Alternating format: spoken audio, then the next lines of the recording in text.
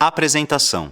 Estamos muito felizes em poder disponibilizar para você o livro de contos Relíquias da Casa Velha, que foi escrito por Machado de Assis e publicado pela primeira vez em 1906.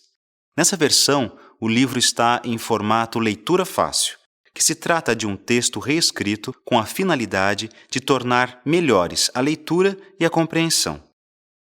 Como nosso desejo é possibilitar que todas as pessoas possam desfrutar da leitura, desenvolvemos esta versão audiovisual acessível com texto em leitura fácil, que tem como princípio ser um livro para todos, onde pessoas com diferentes tipos de deficiência e também sem deficiência terão acesso a este texto através de diferentes formatos. Você poderá ler em língua portuguesa, por meio de legendas, e ao mesmo tempo acompanhar a interpretação em libras e escutar a narração do texto do livro.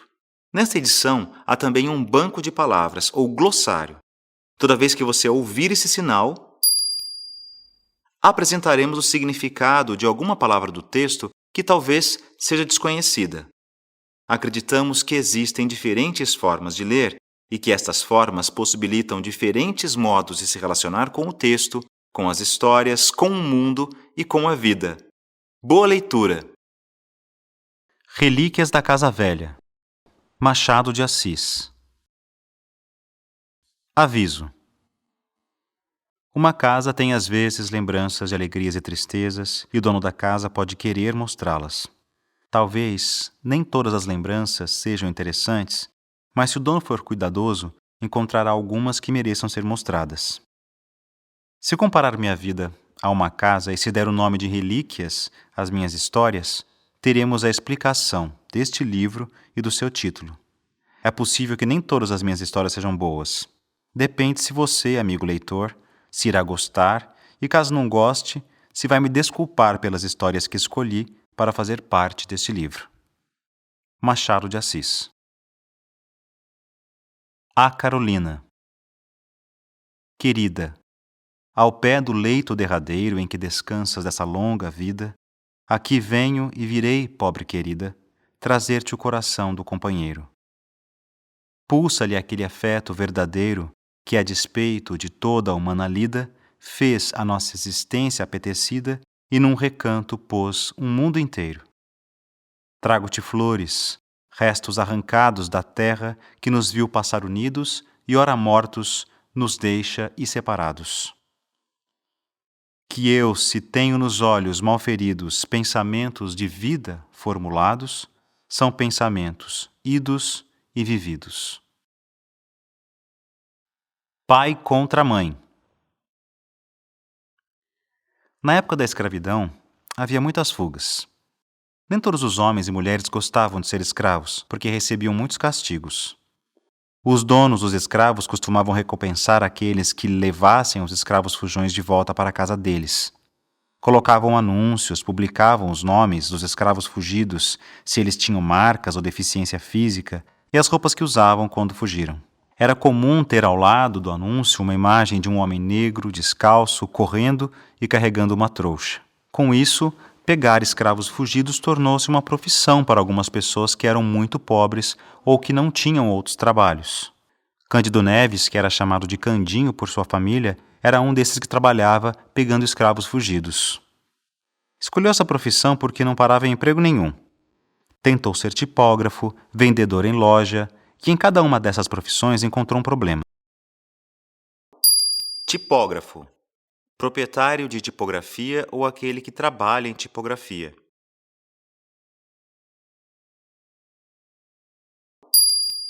Escolheu essa profissão porque não parava em emprego nenhum. Tentou ser tipógrafo, vendedor em loja, e em cada uma dessas profissões encontrou um problema. Foi também funcionário de cartório e carteiro, mas ficou pouco tempo nesses trabalhos.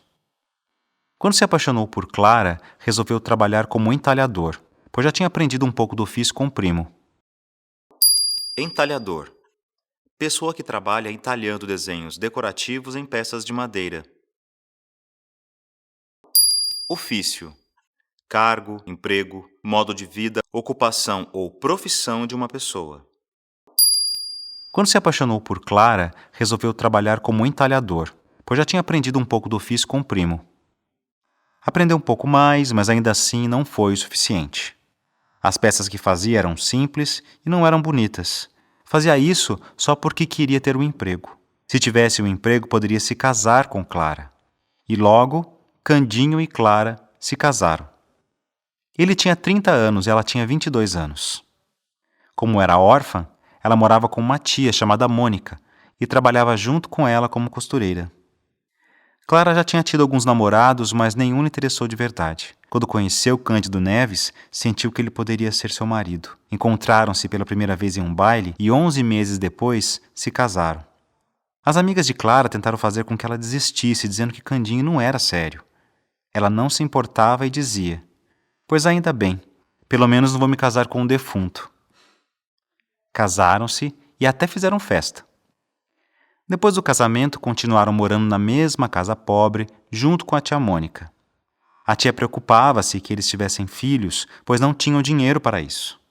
Mas eles queriam ter um filho. "Se tiverem um filho, vocês morrerão de fome", disse a tia. "Nossa Senhora nos dará o que comer", respondeu Clara. Os três eram muito alegres. Clara trabalhava cada vez mais porque Candinha não tinha emprego certo. E mesmo assim, não desistiam de ter um filho. Quando Clara engravidou, tia Mônica ficou desorientada. Clara e Candinho riram dela.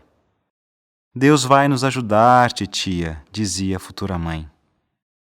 Clara costurava ainda mais para as clientes. Fazia também um enxoval do bebê com os retalhos de tecido. Tia Mônica ajudava, mesmo com um pouco de má vontade. "Vocês verão, a vida será triste", suspirava ela. "Mas as outras crianças não nascem também?", perguntou Clara. "Nascem, e sempre tem alguma coisa certa para comer, mesmo que seja pouco." "Certa como?" "Certa, como um emprego, um trabalho. E o pai dessa infeliz criatura que vai nascer gasta o tempo com o quê?" Cândido Neves, logo que soube da conversa, foi falar com a tia. Perguntou se ela já tinha ficado sem comer. Tia Mônica disse que ele deveria fazer alguma coisa mais certa, como ter um emprego fixo. Ele já deixara o de entalhador e passava semanas sem ter nenhum dinheiro. Ele respondeu que todo o tempo que passava sem dinheiro compensava quando capturava um escravo fujão. Gostava muito desse serviço porque não precisava ficar horas sentado. Só era preciso ficar de olho e ter muita paciência e coragem. Cândido Neves era forte e ágil. Lia os anúncios, copiava-os, guardava-os no bolso. Ia para a rua. Tinha boa memória, lembrava facilmente dos sinais e dos costumes do escravo que procurava. E logo os achava, segurava, amarrava e levava para o dono. Às vezes, quando passava algum escravo na rua, Candinho percebia que era fugido. Os escravos, que lutavam para não serem pegos, lhe davam mordidas e arranhões, mas ele os capturava e recebia a gratificação. Outros homens também passaram a capturar escravos. Com isso, os lucros diminuíram e as dívidas aumentaram. A comida era comprada a fiado e ficaram devendo o aluguel. Fiado: comprado ou vendido a crédito sem pagar na hora. Outros homens também passaram a capturar escravos. Com isso, os lucros diminuíram e as dívidas aumentaram. A comida era comprada a fiado e ficaram devendo o aluguel. Clara já estava no 9º mês de gravidez quando tia Mônica aconselhou os sobrinhos a levarem a criança à roda dos enjeitados. Roda dos enjeitados: mecanismo utilizado para abandonar recém-nascidos que ficavam ao cuidado de instituições de caridade. O mecanismo era parecido com um tambor ou uma portinha giratória, embutido numa parede, construído de forma que aquele que deixava a criança não era visto por aquele que a recebia.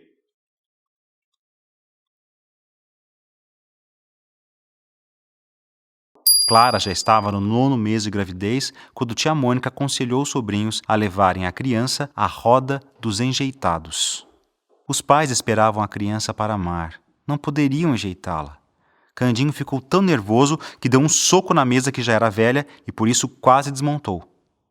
Clara disse: "Titia não fala por mal, Candinho." Tia Mônica acreditava ser o melhor a fazer. Eles poderiam ter outros filhos quando não tivessem dívidas. De repente, alguém bateu à porta. Era o dono da casa cobrando os aluguéis atrasados. Não podia mais esperar. Já deviam 3 meses. Se não pagassem em 5 dias, iriam para a rua. Candinho saiu de casa logo depois que o homem foi embora. Acreditava que poderia arrumar um empréstimo.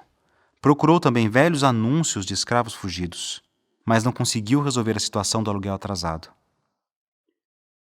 Clara se queixava da falta de dinheiro e a tia não a consolava. Tia Mônica encontrou um local para morarem de favor. Era um quarto que ficava na casa de uma senhora velha e rica, ao fundo da cocheira e ao lado do pátio. Mas ela não contou para Clara e Candinho. Queria que eles ficassem apavorados e pensassem em entregar o filho. Ela só contou quando tiveram que se mudar. 2 dias depois que se mudaram, a criança nasceu. Era um menino. Candinho ficou muito alegre e, ao mesmo tempo, muito triste. Tia Mônica insistiu que deixassem o menino na roda dos enjeitados. Até se ofereceu para ela mesma levar. Cândido Neves não deixou. Como era noite e estava chovendo, ele disse que levaria no dia seguinte. Nessa noite, resolveu procurar novamente os anúncios de escravos fugidos. Encontrou um que falava de uma escrava mulata, de seus modos, de seu nome e da roupa que usava. A gratificação era de 100 mil réis, um bom dinheiro. No dia seguinte, foi para a rua procurar a mulata. Não a encontrou logo, mas um farmacêutico a tinha visto. Voltou para casa e estava tão triste por não conseguir a recompensa que nem conseguiu comer. Pensou em 1000 maneiras de não ter que entregar o filho na roda dos enjeitados. Não encontrou nenhuma. Conversou com Clara, que já estava aceitando o fato. Estava convencida porque tia Mônica mostrara-lhe como seria difícil a vida. Sem dinheiro, na miséria, o menino poderia até morrer. Clara amamentou o filho pensando que seria a última vez e o menino dormiu. Candinho pegou e saiu para entregá-lo na roda. Na rua pensava em voltar para casa com o menino. Beijava e abraçava muito o filho. Andava devagar para ficar mais tempo com ele e, como a rua era curta, entrou por um beco. Olhou para o outro lado da rua e viu um vulto de mulher. Era a escrava mulata fugida. Pensou logo na recompensa de 100 mil réis e sentiu uma enorme emoção. Foi atrás da mulher e logo avistou a farmácia. Entrou e pediu que o farmacêutico cuidasse do bebê por um tempo. Prometeu voltar para buscá-lo e saiu sem esperar a resposta do dono da farmácia. Atravessou a rua e aproximou-se da mulata que se chamava Arminda. Gritou o nome dela. Arminda virou-se sem perceber que era uma armadilha. Quando viu a corda que Candinho pegou para amarrá-la, ela tentou fugir, mas era impossível. Ele a segurava forte pelos pulsos e dizia para andar. Ela tentou gritar, mas ninguém veio ajudá-la. Pediu pelo amor de Deus que Cândido Neves a soltasse, dizendo: "Estou grávida, meu senhor. Se o senhor tem algum filho, peço-lhe que por amor a ele me solte. Não serei tua escrava pelo tempo que quiser. Me solte, por favor." "Siga", repetiu Candinho Neves. "Me solte. Não quero demorar, ande." Arminda tentou lutar. Disse que o dono era muito mau e que mandaria castigá-la. Como estava grávida, isso seria muito ruim. "Você é que tem culpa. Quem manda fazer filhos e fugir depois?" perguntou Cândido Neves. Não queria conversa. Só pensava no filho que tinha deixado na farmácia. Arrastou a escrava até a casa de onde ela tinha fugido. "Aqui está a fujona", disse Cândido Neves. "É ela mesma", disse o dono. "Meu senhor", disse Arminda. "Anda, entra." Arminda caiu no corredor e ali mesmo abortou. Perdeu o bebê que carregava na barriga. O dono da escrava deu 100 mil réis de gratificação para Candinho. Ele guardou o dinheiro e correu para a farmácia para buscar o filho. Ao chegar, viu o farmacêutico sozinho e entrou em pânico, queria até esganar o homem. Felizmente, o farmacêutico explicou tudo a tempo. O menino estava lá dentro, com a família dele. Candinho correu para casa com o filho e com o dinheiro que recebeu. A tia aceitou a volta do menino porque agora tinha o dinheiro.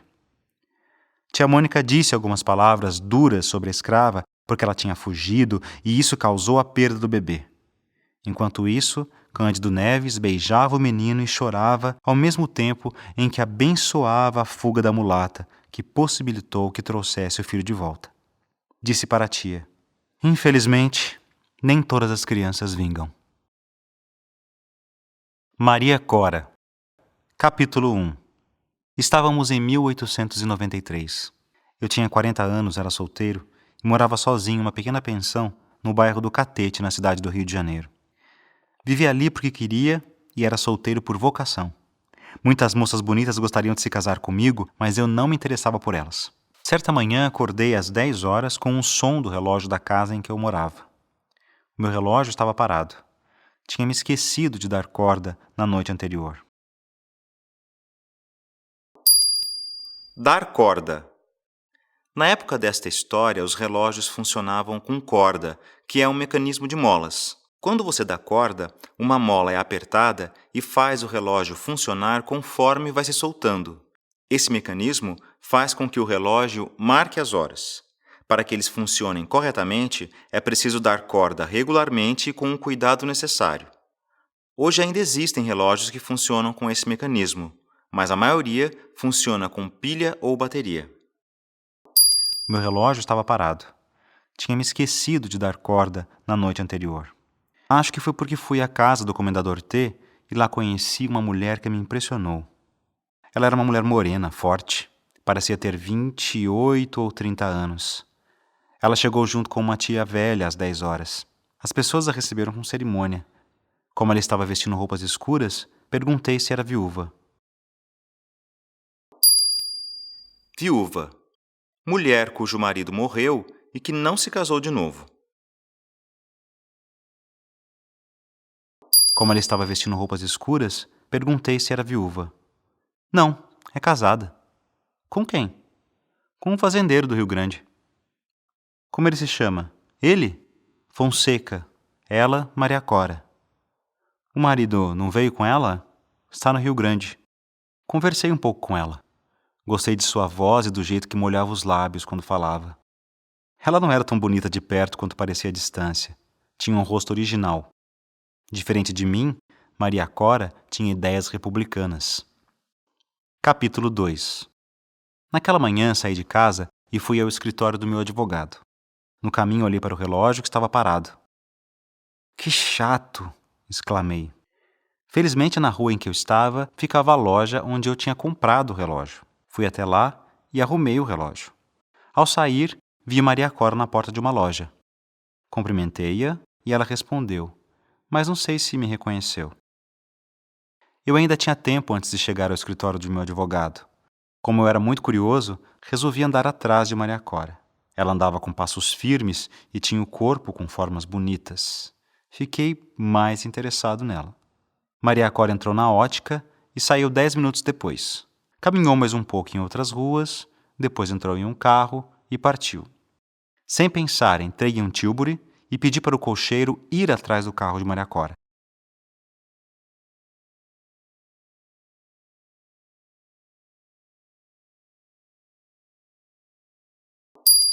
Tilbury. Pequena carruagem para 2 pessoas puxada por apenas um animal.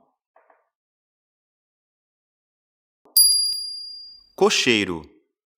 Pessoa que conduz os cavalos em uma carruagem.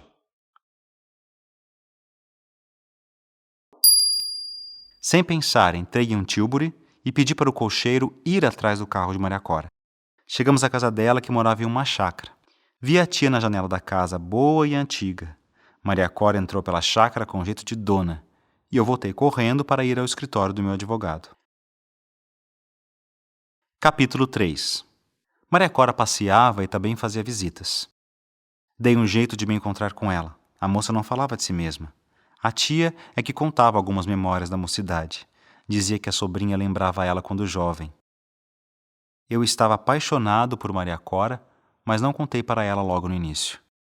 Ela me convidou para ir à casa dela e eu fui muitas vezes. Tantas vezes que um poeta que também frequentava a casa até brincou comigo. Disse que arranjaria meu casamento com a tia. Logo depois soube que Maria Cora vivia separada do marido. Tinham se casado e eram felizes até que ele se apaixonou por uma moça que trabalhava em um circo.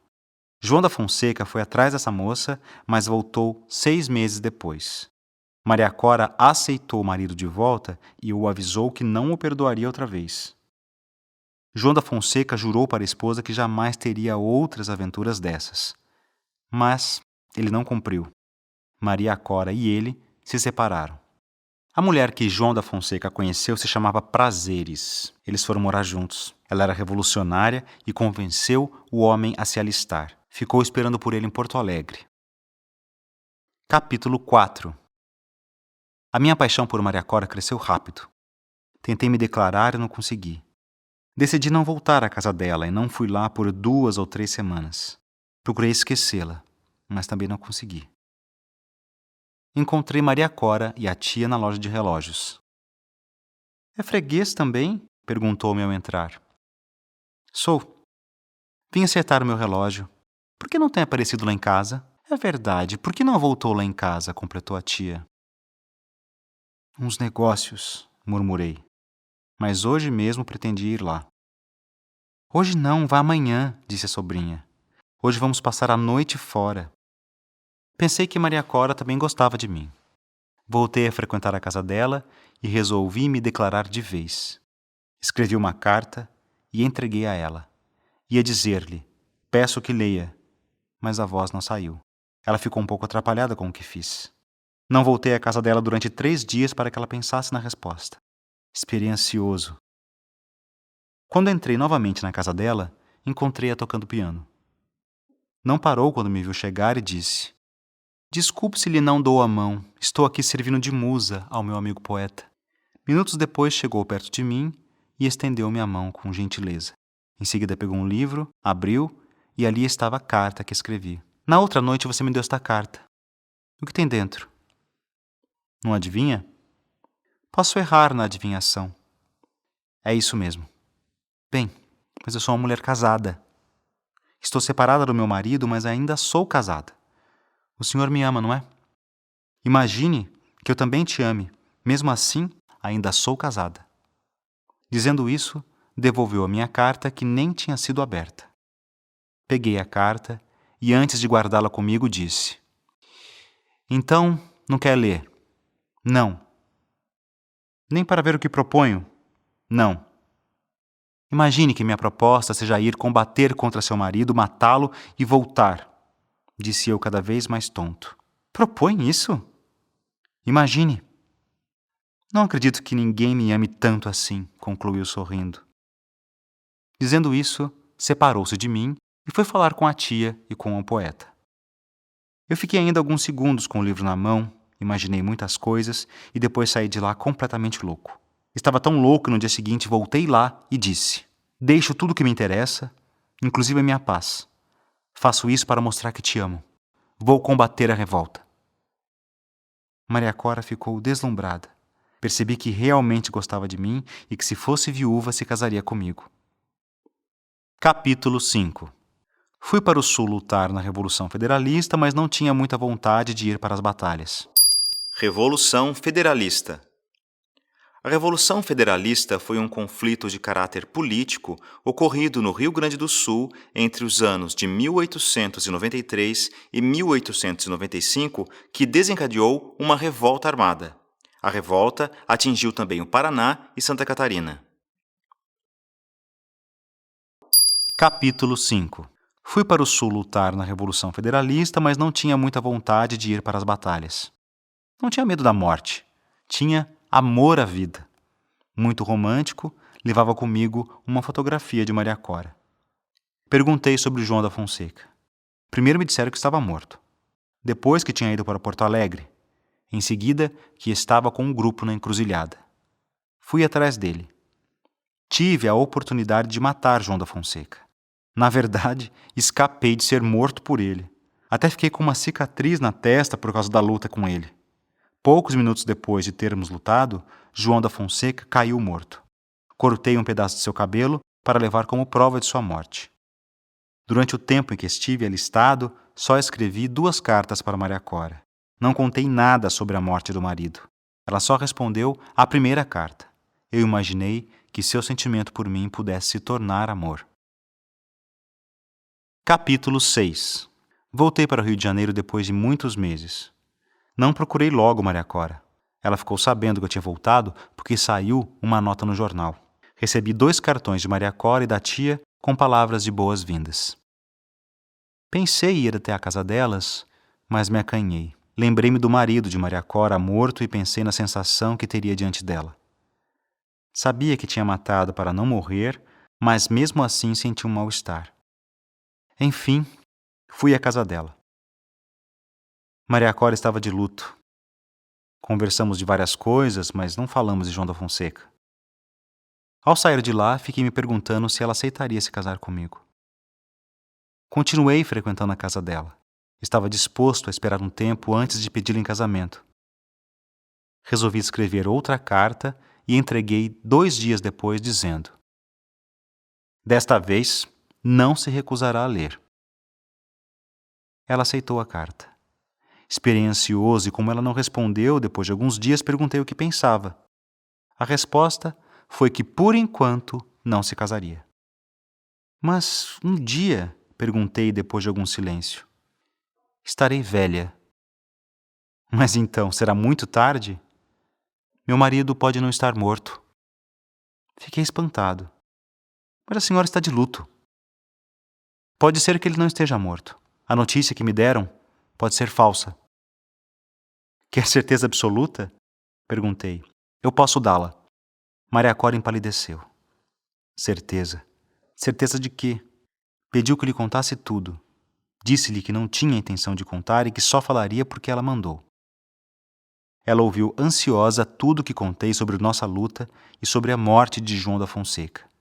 Ficou abatida e perguntou-me: "Jura que não está me enganando?" "Para que te enganar? Tudo o que faço é para mostrar que sou sincero. Amanhã trago-lhe outra prova." Levei-lhe os cabelos que cortara ao cadáver. Quando lhe mostrei os cabelos do marido, atirou-se a eles, recebeu-os, beijou-os, chorando, chorando, chorando. Acreditei ser melhor sair. Sair para sempre. Dias depois recebi a resposta à minha carta. Recusava-se casar comigo. Na resposta dizia que não podia aceitar se casar com o homem que matou seu marido. Maria Cora agora vive trancada em casa. Nunca mais a vi e nunca mais me esqueci de dar corda ao relógio. Marcha fúnebre. Cordovil era um deputado, um homem que se casou com 25 anos e ficou viúvo 5 semanas depois. Estava na faixa dos 40 anos e não se interessava pelas moças. Elas sim se interessavam por ele. Ele vivia sozinho, fez 2 viagens à Europa, mantinha-se na política e na sociedade, mesmo estando um pouco enjoado das 2 coisas.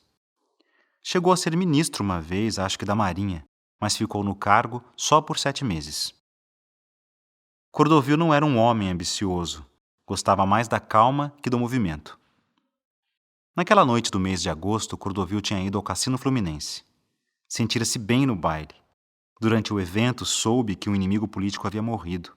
O deputado saiu do cassino cedo, logo depois que o imperador se retirou. Ao chegar em casa, não conseguiu dormir. Ele não tinha ficado contente com a morte do inimigo. Tinha ficado aliviado. O homem estava doente do coração. A morte se anunciava há meses e ele já estava muito atormentado. Enfim, acabava o sofrimento. Cordovil não gostava do mal alheio. Aliás, só gostava do mal para seus inimigos políticos. Ele perdoava aqueles que eram seus inimigos da vida pessoal, mas não perdoava os inimigos de política. O homem que tinha morrido era inimigo de política, mas não se sabe a causa de tanta inimizade. Coitado. Descansou, disse Cordovil a um amigo. Disse também que preferia morrer de forma rápida e inesperada, ou talvez de uma forma trágica, do tipo ser morto pelo próprio filho. E Cordovil nem tinha filhos. Na noite anterior, quando tinha saído do baile, foi cochilando no carro. Perto de casa o carro parou e ele ouviu vozes na rua. Lá estavam 2 policiais levantando do chão o homem morto. "Assassinado?" perguntou Cordovil para seu empregado. "Não sei não, senhor." "Pergunto o que é." Este moço sabe como foi, disse o empregado, mostrando um desconhecido que conversava com outras pessoas. O moço aproximou-se e disse: Ele vinha andando na minha frente, assobiando. Parou quando foi atravessar a rua, torceu o corpo e caiu sem sentidos. Um médico chegou logo, examinou o homem e disse que morreu de repente. A polícia demorou para chegar, mas agora já pegou o morto. Depois das informações, Cordovil e Domingos, seu criado, foram embora. Cordovil foi pensando na morte do desconhecido. O homem ia assobiando e morreu de repente, sem dor. Tinha sido uma morte boa comparada à morte do inimigo. Então, começou a imaginar como seria se fosse com ele. E se ele morresse em um baile no cassino? Cordovil não dançava, mas pensou que bem que poderia morrer entre duas músicas. Podia ser muito bom. Na verdade, seria um alvoroço. O baile pararia, as pessoas ficariam um pouco espantadas e um pouco assustadas. Os homens teriam que animar as mulheres. Não faltariam braços para carregá-lo já morto. E foi pensando que seria uma morte sem ameaça nem sangue. Uma simples queda e o fim. Não sentiria nada. Cordovil riu sozinho dessas ideias que lhe tiravam o medo e deixavam a sensação de liberdade. Na verdade, seria melhor se fosse assim. Quase um cochilo antes do sono eterno. Também pensou que sua morte poderia ser na Câmara no dia seguinte.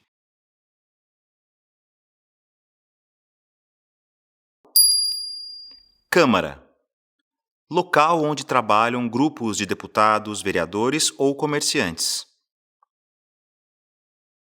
Também pensou que sua morte poderia ser na Câmara no dia seguinte. Imaginou o salão do local. Estaria silencioso e teria poucas mulheres no local. Ele começaria o discurso e seus olhos escureceriam. Não conseguiria mais falar. O coração pararia e ele cairia no chão. Todos os que estivessem no local ficariam muito assombrados.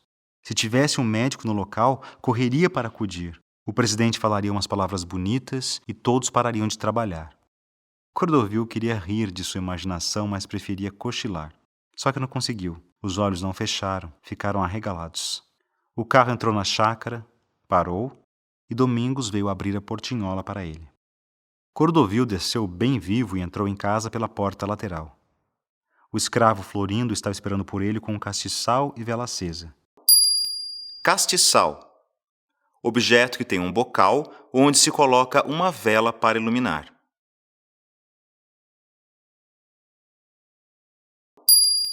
O escravo Florindo estava esperando por ele com um castiçal e vela acesa. Subiu a escada sentindo os próprios passos nos degraus. Entrou no quarto e viu sua cama. A mesma cama que ele dormia sonos demorados. Perguntou: Veio alguém? Não, senhor, respondeu o escravo distraído, mas corrigiu logo. Veio sim, senhor. Veio aquele doutor que almoçou com meu senhor domingo passado. Queria alguma coisa?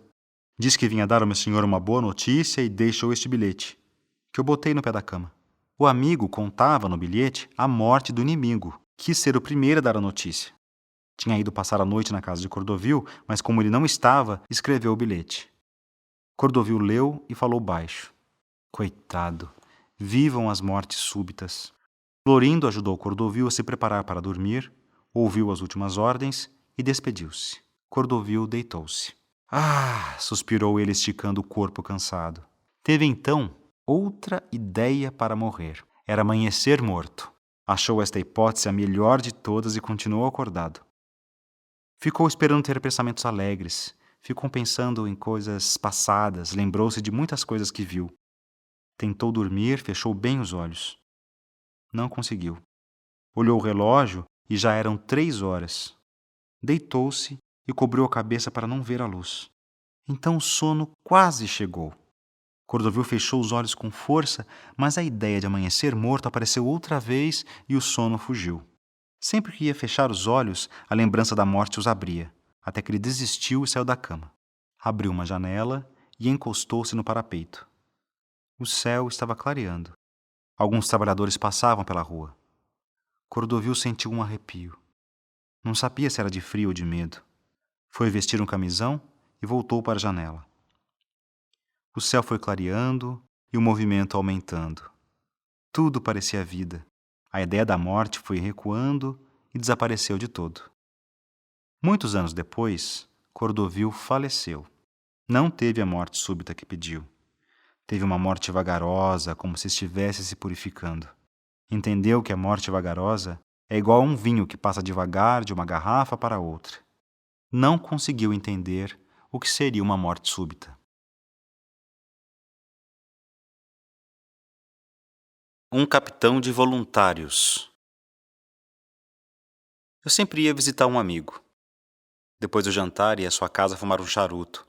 Por uma janela da casa se via um morro do Rio de Janeiro com casas em cima. Pela outra se via o mar. Vamos dizer que o nome do meu amigo era X. Na casa morava também a companheira de X, que se chamava Maria. A casa era simples. Quando eu chegava lá, ele já estava na cadeira de balanço. X me estendia a mão, que era larga e forte. E eu sentava embaixo da janela, olhava a sala e a rua. Maria estava lá dentro. Eu e ela não nos importávamos um com o outro.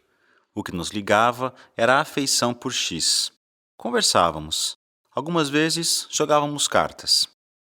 Tudo em X me impressionava. A aparência em primeiro lugar. Ele era forte e eu era fraquinho. Eu era delicado e ele andava batendo o pé no chão. Meu bigode era ralo e ele tinha suíças grandes e espessas. Os olhos dele pareciam rir. Suíças. Barba na lateral do rosto. Meu bigode era ralo e ele tinha suíças grandes e espessas. Os olhos dele pareciam rir. Em segundo lugar, me impressionava a idade de X. Tinha 40 anos e eu ainda tinha 24. Em terceiro lugar, me impressionava a vida de X. Ele tinha vivido muitas coisas em outro lugar antes de ir viver na casa com Maria. Eu não tinha vivido nada parecido. Enfim, para mim, ele se parecia com Dom Quixote. Maria tinha 27 anos quando conheceu X em um baile de máscaras em um teatro que se chamava Teatro Provisório. Maria tocava piano. Algumas vezes, ela e a amiga Raimunda conseguiam arrastar X ao teatro. Eu ia com eles. Depois íamos tomar um chá ou, se a luz estivesse bonita, íamos de carro até Botafogo. Barreto, outro rapaz, começou a frequentar a casa. Ele era alegre, barulhento e muito companheiro. Uma noite, quando saímos da casa de X, Barreto começou a falar sobre as duas mulheres. Disse que devíamos namorá-las. Você escolhe uma, Simão, e eu fico com a outra. Tremi e parei. Não respondi, mas ele continuou. Aliás, eu já escolhi a Raimunda. Gosto muito da Raimunda. Você escolhe a outra. A Maria? E existe alguma outra? Disse Barreto. Fiquei agitado e não recusei a proposta do meu amigo. Tudo me pareceu muito natural. Maria era mais velha que eu, 3 anos, poderia me ensinar a amar. Começamos as nossas conquistas. Barreto não teria muita dificuldade em conquistar Raimunda. Ela tinha terminado um namoro, estava triste e logo deixou que meu amigo a consolasse. Um dia Barreto veio me mostrar uma carta que ela mandou para ele. Perguntei: Estão entendidos? Estamos. E vocês? Eu não. Então, quando estarão? Eu te digo. Naquele dia fiquei meio chateado. Mesmo com toda a vontade do mundo, não conseguia contar para Maria os meus sentimentos. Não estava apaixonado por ela, mas tinha muita curiosidade. Quando via Maria, me sentia tomado por uma força nova e misteriosa. Por outro lado, eu nunca tinha amado ninguém e ela era companheira de meu amigo X. Eles viviam juntos, um para o outro. X tinha confiança em mim, me falava de seus negócios, me contava coisas da vida passada. Passei a pensar mais constantemente em Maria e talvez em algum gesto eu tenha demonstrado para ela meu interesse. Certo dia, quando apertei sua mão, senti que demorou mais tempo para soltarmos. 2 dias depois, fui ao correio e encontrei com ela mandando uma carta para a Bahia. Ainda não disse que ela era baiana? Ela era baiana. Ela me viu primeiro e veio falar comigo. Nos despedimos e quando chegamos na porta, vimos X. Vim trazer a carta para a mamãe, apressou-se ela em dizer. Maria se despediu de nós e foi para casa. X e eu tomamos outro rumo. X aproveitou a ocasião para fazer muitos elogios para Maria. Sem contar detalhes, afirmou que eram apaixonados um pelo outro. Disse também: Vivo com ela e morrerei com ela, mas não me caso. Só tenho pena de não conviver com minha mãe. Minha mãe sabe e não desaprova. Sabe que Maria é séria e boa, e se eu estiver feliz não exijo mais nada. O casamento não me daria mais que isto. Enquanto ele falava, meu coração batia forte e as pernas ficavam moles. Depois de algum tempo, X pensou que eu estava aborrecido com suas histórias. Neguei, dizendo: ao contrário, estou interessado. Quando nos despedimos, ele estava bastante animado, apertou minha mão e até me disse: obrigado. Eu não senti remorso por ouvir as histórias de X sobre Maria. Na verdade, só fiquei mais curioso ainda. Pensava na figura da moça e cada vez me sentia mais fora de mim, mais interessado nela. Cheguei em casa e escrevi uma carta longa para ela, mas rasguei meia hora depois. Fui jantar na casa de X. Ele estava sentado na cadeira de balanço. Eu me sentei no lugar de sempre, olhando para a sala e para o morro. Maria apareceu tarde. Não se sentia bem e não quis conversar. Sentou-se e cochilou um pouco. Depois tocou um pouco de piano e saiu da sala. X disse: Maria acordou hoje com a mania de colher donativos para a guerra. Ela tem dessas fantasias, essa ideia há de passar logo. Já falei para ela que nem todos vão querer ajudar. E por que não? Ora, por que não? Continuamos conversando sobre a guerra, mas eu só consegui me concentrar em tentar ouvir se Maria se aproximava. Mas ela não vinha. Imaginei até que estavam brigados. Enfim, perguntei se poderíamos jogar cartas. Podemos, disse ele. Passamos ao escritório. X pôs as cartas na mesa e foi chamar Maria. Consegui ouvir algumas frases sussurradas. Vem, é só meia hora. Que droga, tô doente. Maria apareceu no escritório bocejando. Disse que só jogaria meia hora. Tinha dormido mal, estava com dor de cabeça e queria dormir cedo. Sentou-se aborrecida e começamos a jogar. Eu estava arrependido de ter rasgado a carta que escrevi para ela. Depois de alguns minutos, X levantou-se para ir buscar cigarro. Maria fez então um gesto. Ergueu as cartas, virou-se para mim e arregalou os olhos, muito sedutora. Tudo foi rápido. Quando X voltou, Maria estava com as cartas abertas em leque abaixo dos olhos, e eu estava tremendo. Jogamos por mais ou menos uma hora. Maria começou a cochilar e X lhe disse que era melhor ir descansar. Despedi-me e peguei meu chapéu e minha bengala. Maria estava esperando na porta da sala e me acompanhou para fechar o portão. Antes que eu descesse, colocou um dos braços no meu pescoço, se aproximou, pôs os lábios nos meus lábios e me deu um beijo rápido. Colocou alguma coisa na minha mão. Boa noite, disse Maria fechando o portão. Não sei como não caí. Desci as escadas atordoado com um beijo na boca e segurando um objeto na mão. Na primeira rua, fiquei embaixo de um lampião para ver o que era o objeto. Era um anúncio de loja de tecidos e no outro lado estava escrito: me espere amanhã na Ponte das Barcas de Niterói a 1h da tarde. Fiquei tão entusiasmado que por uns minutos não sabia o que tinha acontecido. Era uma mistura de emoções. Andei até o largo de São Francisco de Paula e li novamente o que ela escreveu. Segui o caminho parando várias vezes. Fui cear no Hotel dos Príncipes. Em casa, fiquei acordado até de madrugada. Às 6h da manhã, já estava em pé. A manhã demorou a passar. 10 minutos antes da hora marcada, cheguei à ponte. Maria já estava lá. Ela usava uma capa e tinha um véu azul no rosto. Entramos em uma barca que estava saindo. O mar estava calmo. Poucas pessoas estavam na balsa. Havia movimento de lanchas, de aves e o céu estava claro. Dissemos coisas confusas e atropeladas. Não me lembro de quase nada. Não falamos de X. Nós dois sentíamos que estávamos traindo a confiança dele. Maria falou de nós dois de um jeito carinhoso, como nunca tinha feito antes. Ficamos de mãos dadas, olhando nos olhos um do outro e com o coração batendo rápido. Convidei Maria a descermos em Niterói, em São Domingos, mas ela recusou. Também não quis entrar comigo em uma carruagem fechada. Que ideia faria de mim? Perguntou-me com vergonha. Marcamos um novo encontro e nos despedimos. Ela me fez jurar que iria à casa deles naquela noite como sempre fazia. Não vou escrever aqui nossas aventuras e alegrias. Elas ficaram guardadas na memória. Nossas aventuras duraram apenas 3 meses. Maria era muito delicada, era baiana e tinha sido educada no Rio Grande do Sul. Quando lhe falei do seu primeiro encontro com X no Teatro Provisório, no baile de máscara, e pedi que ela dançasse para mim como fez naquela vez, respondeu-me: você poderia ficar doido. Mas X não ficou doido. Ainda hoje não está no seu juízo, respondeu Maria rindo. Imagina que eu fazia isto só.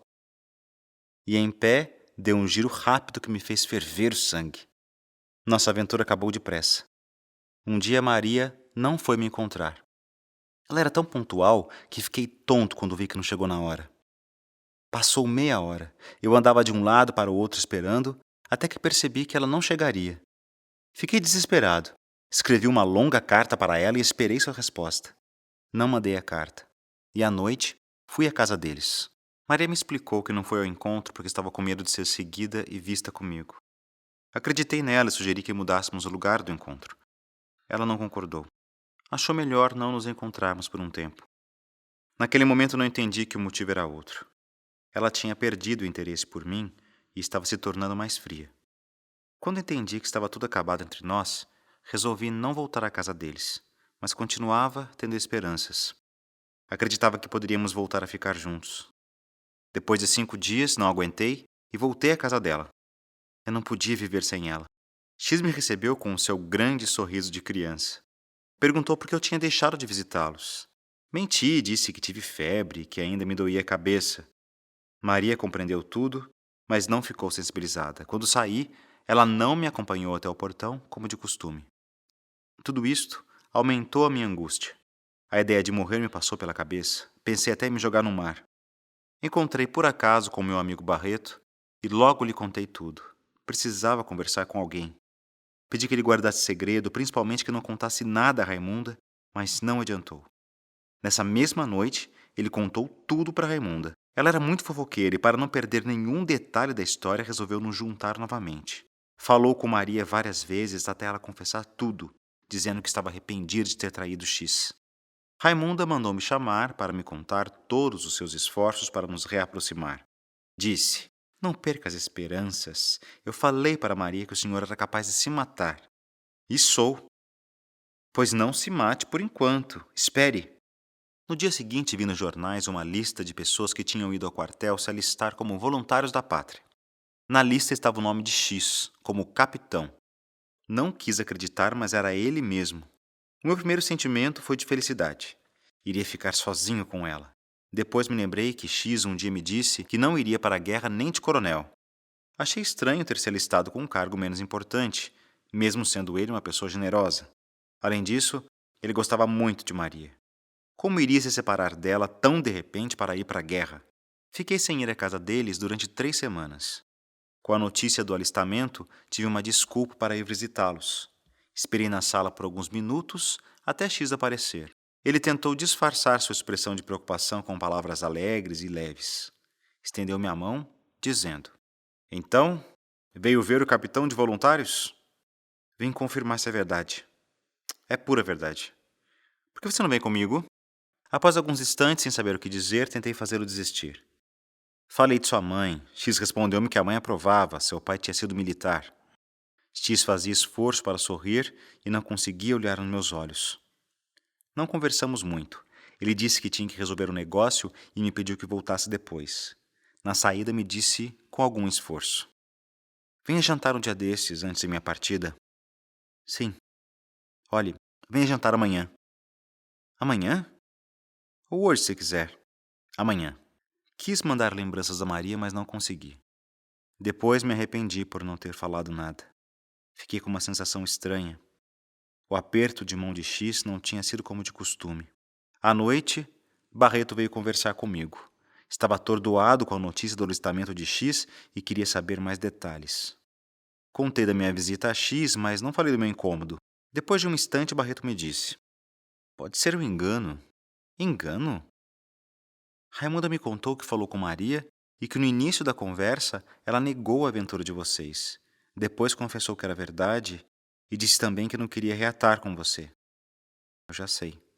Parece que, durante a conversa delas, X estava na sala ao lado e escutou o que falavam.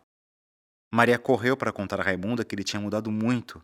Raimunda se ofereceu para tentar descobrir se tinha ouvido mesmo. Eu fui contra. Fiquei nervoso com a notícia que confirmava minha impressão de que ele sabia de nossa aventura. Mesmo assim, fui jantar com eles no dia seguinte. Barreto quis ir também, mas eu recusei a companhia. X não contou nada para Maria que tinha me convidado para o jantar. Estavam na sala. Eu me senti muito mal. Apertei-lhes a mão sem olhar para ela. Acho que ela também desviou os olhos. Durante o jantar, falou mais naturalmente que conseguiu, mas estava distante. Estava mais frio que no dia anterior. Para explicar seu jeito, me disse que embarcaria no fim de semana e quanto mais perto estava de partir, mais sentia dificuldade em sair. Acrescentou: mas é por pouco tempo. Quando estiver longe, volto ao normal. E na guerra, serei como devo ser. X procurava ser convincente. Percebi que Maria estava com os olhos inchados de tanto chorar. Tinha pedido a ele que não fosse para a guerra e soube da notícia pelo jornal. Ela não falou durante todo o jantar, ao contrário. X procurava falar muito. Disse até que voltaria general. O jantar acabou, fumamos um cigarro e o assunto acabou. Antes de sair, convidei X para jantar comigo. Não posso. Todos os meus dias estão ocupados. Venha almoçar. Também não posso. Quando voltar da guerra, no terceiro dia nos encontraremos. Acredito até hoje que falou isso para que não suspeitasse que ele havia descoberto meu envolvimento com Maria. Ele também me disse que eu escolhesse um presente como lembrança. Escolhi seu último retrato feito a pedido da mãe, vestindo a farda de capitão de voluntários. Para disfarçar, pedi que assinasse. Ele escreveu: ao meu leal amigo Simão de Castro, ofereço o retrato do capitão de voluntários da pátria X. Nos despedimos com frieza. Ele embarcou no sábado. Deixou para Maria os recursos necessários para viver aqui na Bahia ou no Rio Grande do Sul. Ela preferiu o Rio Grande. Partiu para lá 3 semanas depois para esperar que ele voltasse da guerra. Não consegui vê-la antes de viajar. Ela se negou a me encontrar. Depois de um tempo, fiquei sabendo que ele morreu em combate. Fiquei sabendo que perdeu um braço e não aguentou continuar vivendo. Também me contaram que Maria, voltando do Rio Grande, morreu em Curitiba. Outros dizem que foi para Montevidéu. Eu continuei no Rio de Janeiro, sentindo remorsos e saudades. Aos poucos, os sentimentos foram se transformando até se tornarem admiração. Não conheci ninguém que se parecesse com X. E por que continuar chamando meu amigo de X? Ele se chamava Emílio, o meigo, o forte, o simples Emílio.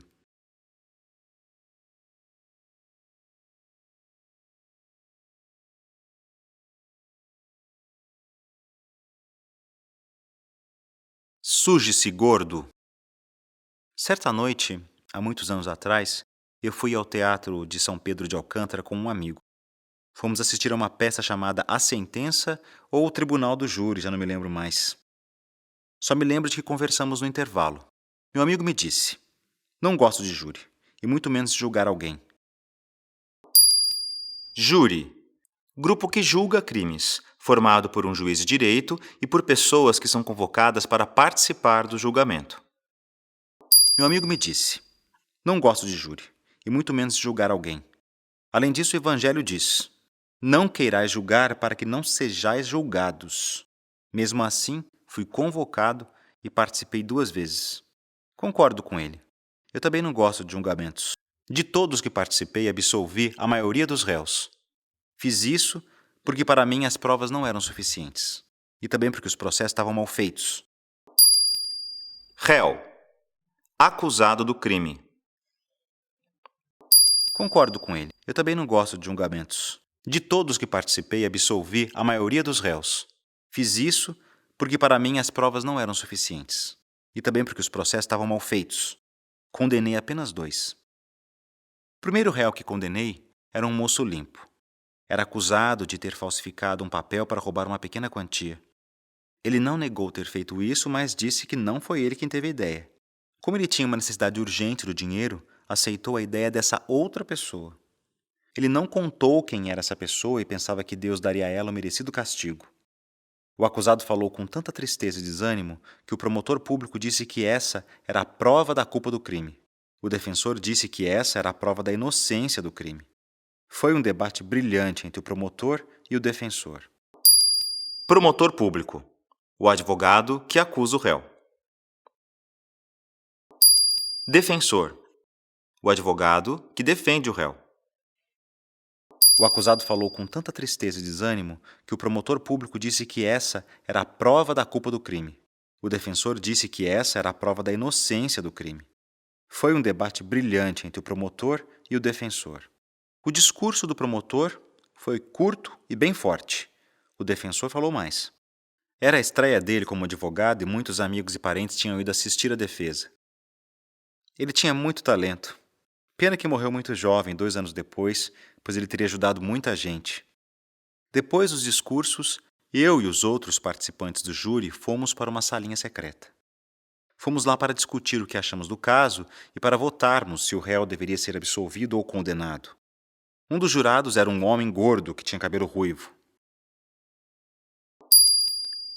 Jurados: pessoas que votam se o réu deve ser condenado ou absolvido.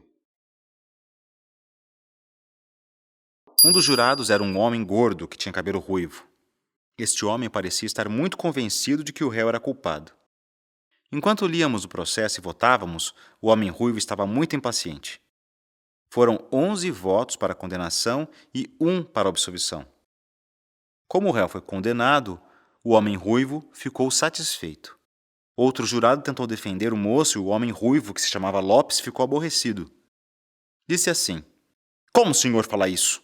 O crime está mais que provado." Eu pedi que parássemos de discutir e todos concordaram comigo. Menos Lopes, que respondeu: "Não estou discutindo, estou defendendo o meu voto. Está provado que o crime aconteceu. O homem nega porque todo o réu nega o crime.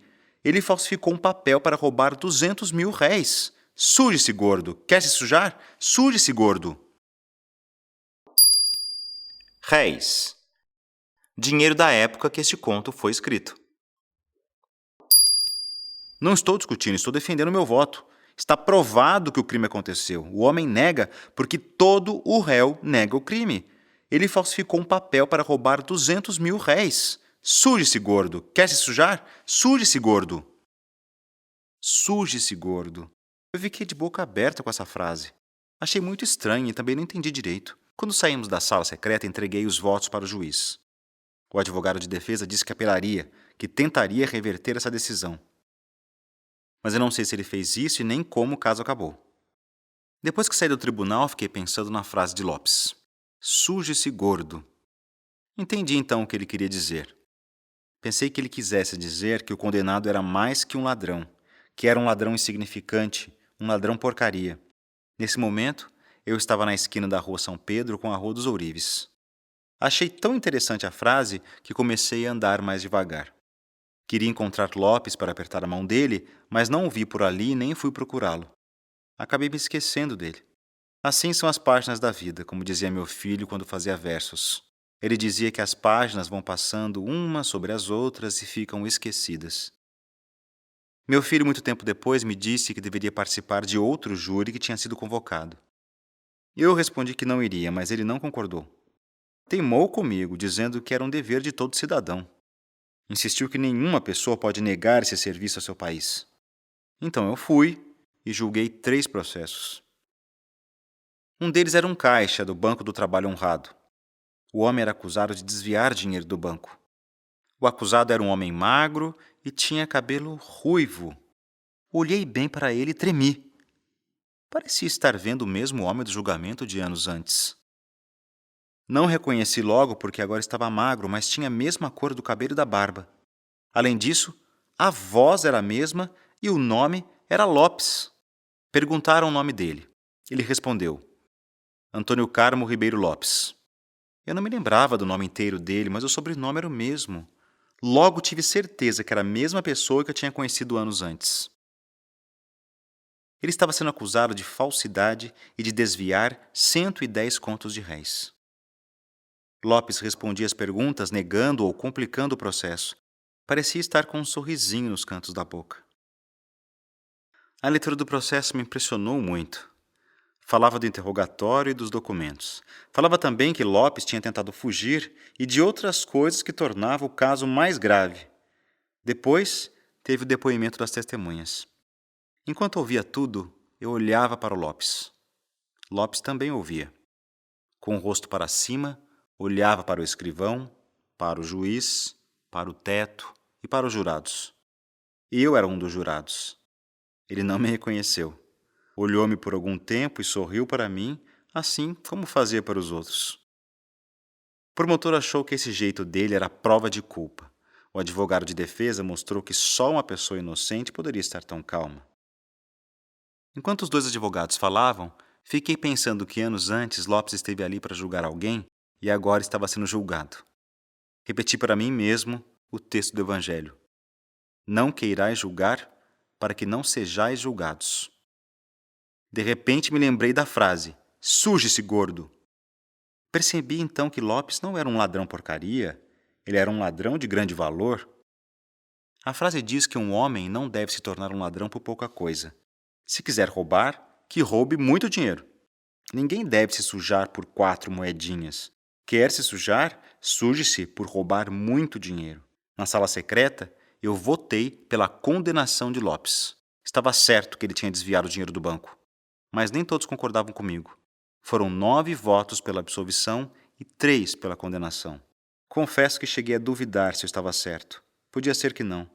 O que tenho certeza é que o melhor de tudo é não julgar para não ser julgado. Suje-se, gordo. Suje-se, magro. Suje-se como quiser. O melhor mesmo é não julgar ninguém. Umas férias.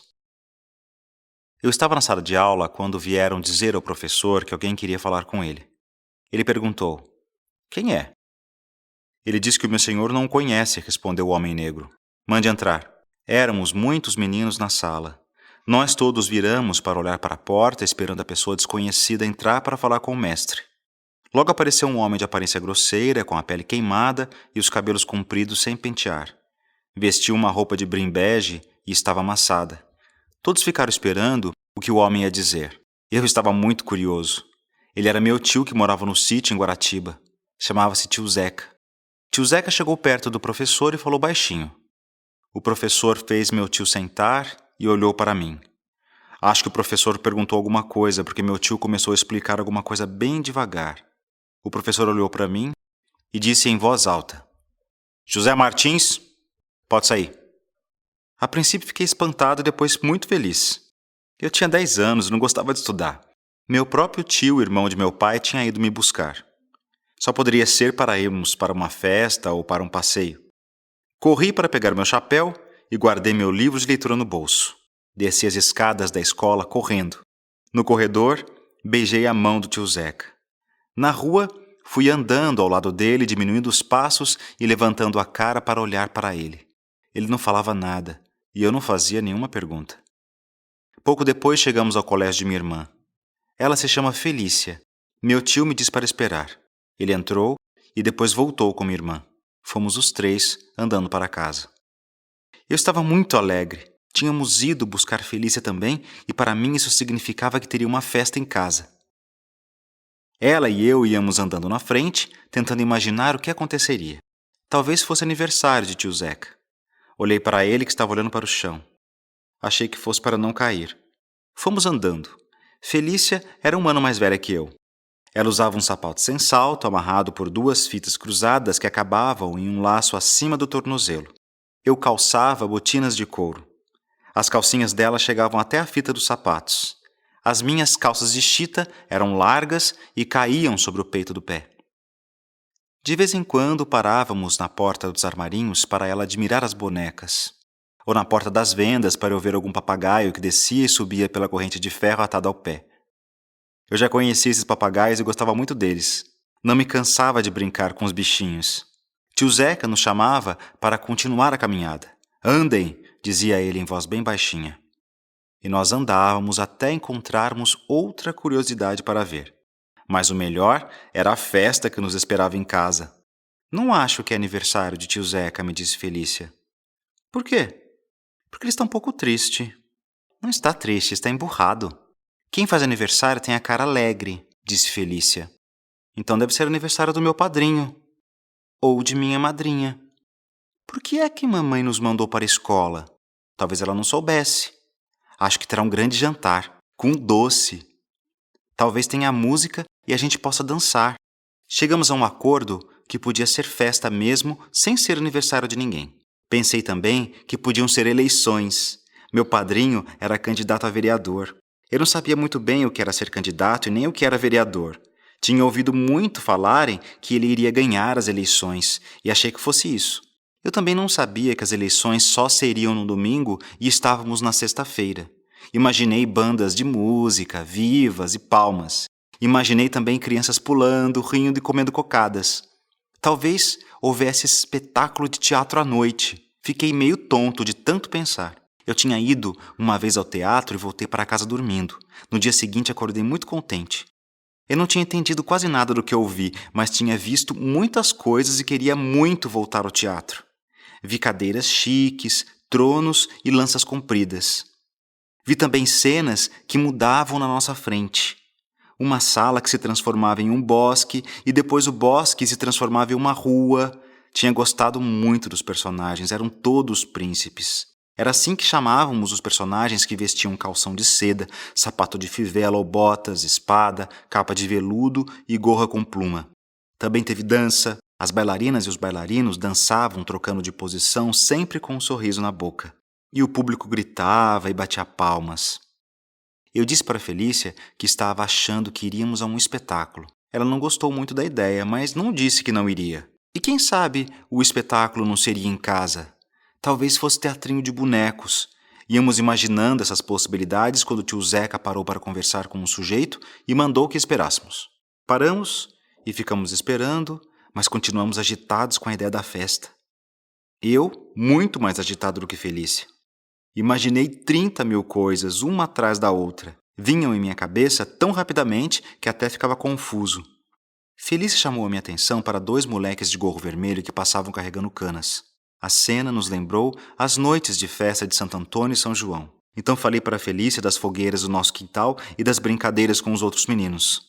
Se houvesse agora a mesma coisa, poderíamos jogar o meu livro da escola na fogueira e o dela também, com os pontos de costura que estava prendendo. Felícia gritou, isso não! Respondi, e eu queimava o meu livro. E ela me disse que papai compraria outro. Respondi, enquanto ele não comprasse, eu ficaria brincando em casa. Aprender é muito aborrecido. Nesse momento, percebemos tio Zeca e o desconhecido ao nosso lado. O desconhecido pegou em nossos queixos e levantou para ver nossos rostos. Olhou com seriedade, se despediu e disse, 9 horas? Estarei lá. Tio Zeca mandou que seguíssemos. Quis perguntar quem era aquele homem. Até me pareceu que eu conhecia. Felícia também. Não lembramos quem era ele, mas a promessa de estar lá às 9 horas acendeu ainda mais a nossa curiosidade. Era uma festa ou um baile. Sempre íamos para a cama às 9 horas, mas esse dia seria diferente. Mais adiante nos deparamos com outros 2 desconhecidos. Era um homem e uma mulher e estavam montados em burros. Vinham da roça. Tio Zeca veio encontrá-los no meio da rua e mandou que esperássemos. Esperamos examinando o casal de roceiros. Os 2 eram magros. A mulher era mais nova do que o marido, que tinha cabelos grisalhos. Não ouvimos o que falaram com tio Zeca. Vimos o marido olhando para nós com ar de curiosidade. Também a mulher a nos olhar com dó ou coisa parecida. Eles se foram e fomos com tio Zeca para casa. A casa ficava na próxima rua, perto da esquina. Ao virarmos a esquina, vimos a porta principal da casa forrada de preto. Ficamos muito espantados e paramos olhando para o tio Zeca. Ele veio para perto de nós e deu a mão para mim e para Felícia. Ia dizer alguma coisa, mas não conseguiu. Andou, nos levando pela mão. Quando chegamos, as portas estavam meio fechadas. Não sei se já contei que era um armarinho. Armarinho.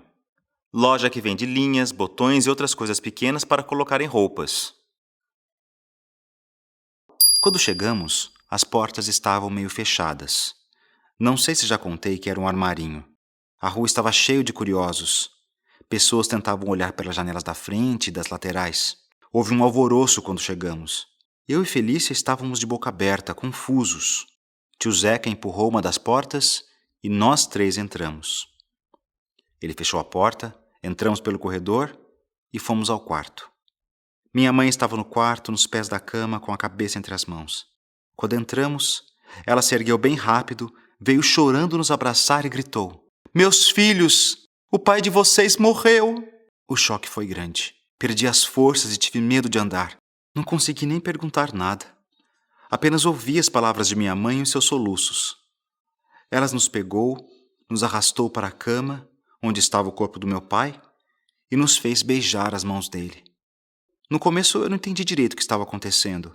A tristeza e o silêncio das pessoas que rodeavam a cama ajudaram a me explicar que meu pai tinha realmente morrido. Percebi então que não se tratava de um dia de folga e de brincadeiras. Não era festa e não seriam horas de alegria longe da escola. Meu sonho acabou. Meu pai estava morto. E também estavam mortas as danças, as risadas, as bandas de música, todas as coisas que imaginei. Deveriam ter me contado a verdade quando foram me buscar na escola. Agora eu tinha que tirar do meu coração tudo isso que planejei. O enterro de meu pai foi no dia seguinte, às 9 horas da manhã.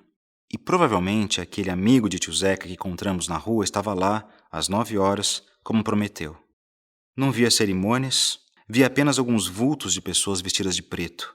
Meu padrinho e a mulher dele estavam lá. Na saída, ouvi os gritos de minha mãe e algumas palavras abafadas de pessoas que pegavam nas alças do caixão.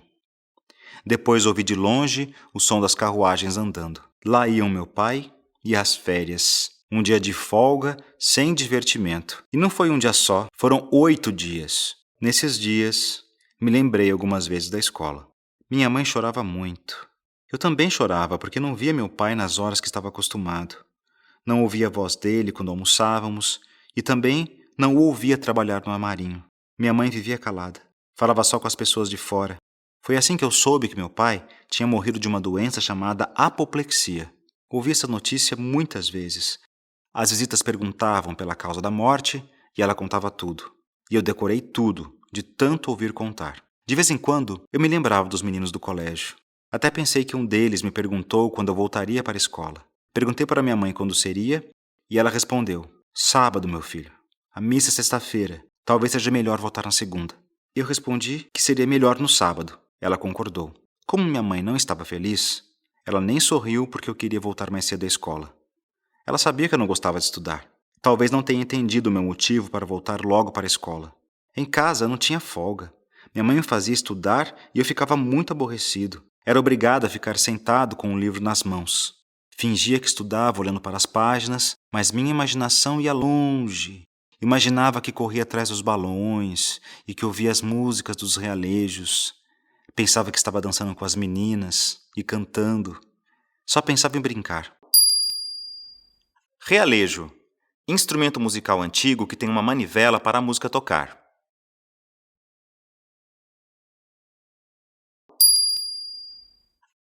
Imaginava que corria atrás dos balões e que ouvia as músicas dos realejos. Pensava que estava dançando com as meninas e cantando. Só pensava em brincar. Um dia estava andando pela sala, minha mãe viu que eu não estava lendo e ficou brava. Eu disse para ela que estava pensando em meu pai. Ela ficou triste, chorou. Eu não estava mentindo. Estava lembrando do último presentinho que ele tinha me dado.